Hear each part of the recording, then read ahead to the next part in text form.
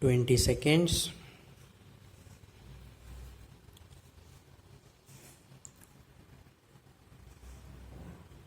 Be ready. 10 seconds.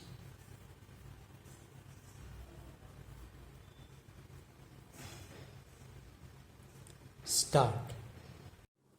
Sir, I would like to make a few observations so that the Honorable Minister will make a note about the way in which these institutions are being run.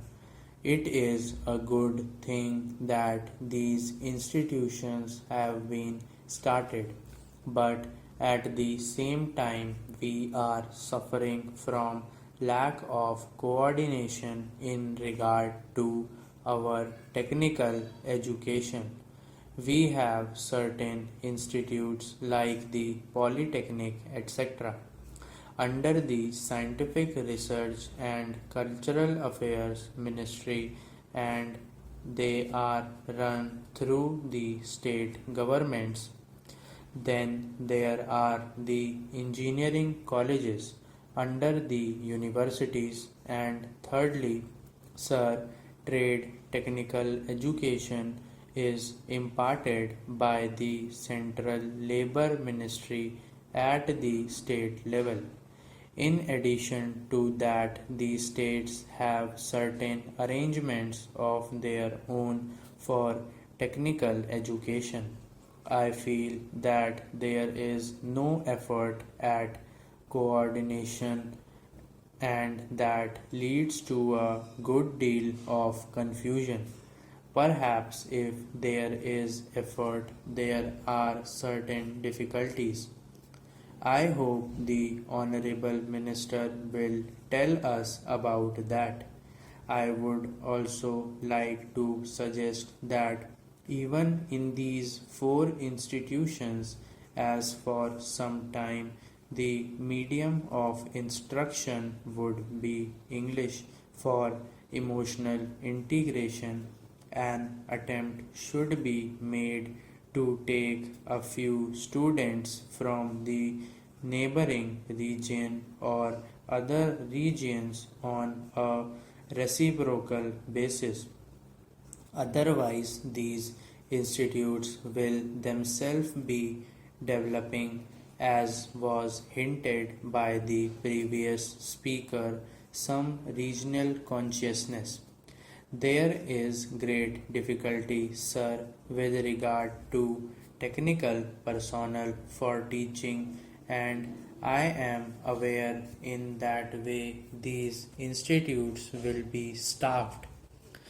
Perhaps some foreigners will be brought in, but at the same time, with the arrangements existing at present for taking technical help from different countries, Russia, UK, USA, and Germany, I do not know where there will be special courses provided in these institutes.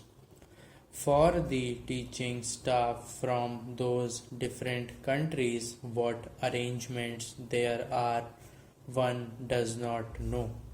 In the present arrangement for teaching, I should have liked to mention the fifth arrangement for teaching at present provided through the various industrial concerns like Bhilai, Rourkela, etc. All these big concerns have their big technical schools, and they take their students for postgraduate work as also for research work. What will therefore happen with regard to the standard is a question. Sir, we are not at all sure in our country about the correct use of terms. I would, for instance, mention here the word polytechnic. There have one school, and even if there is arrangement for starting another subject, no effort is made, and no sooner they feel they should give guarantee of some sort of technical education without proper inquiries with regard to the possibilities for employment and the various mineral resources, etc., and the basic education that should enable the students to enter the polytechnics to have the training where it is available. These polytechnics are started. Similarly, there is some confusion about the use of the word university. We have the Roorkee University for one subject, likely engineering. So it seems there is going to be one university for one faculty. We have one music university also in Madhya Pradesh. We are going to start, I am told, perhaps a university only for agriculture. So, if these institutions are there, which term seems to be really the appropriate word in place of these one faculty universities, I think the Honorable Minister should take the initiative in determining what should be the exact connotation of these terms. Otherwise, one day, as was pointed out, there will be perfect confusion. There comes also the question of the recognition of the degree given by these institutes. Of course, if the training with the special facilities available and the specially recruited staff available is of a high standard, naturally people would be very anxious to recruit the people who have passed out from there. In the beginning, there will not be any trouble with regard to making use of the graduates turned out from there, but the question of recognition has to be decided on certain principles, and those principles should be laid down and followed from the beginning. Now, I would like also to mention the question about scholarships. It was pointed out that certain scholarships, especially to the children of the working class, should be given.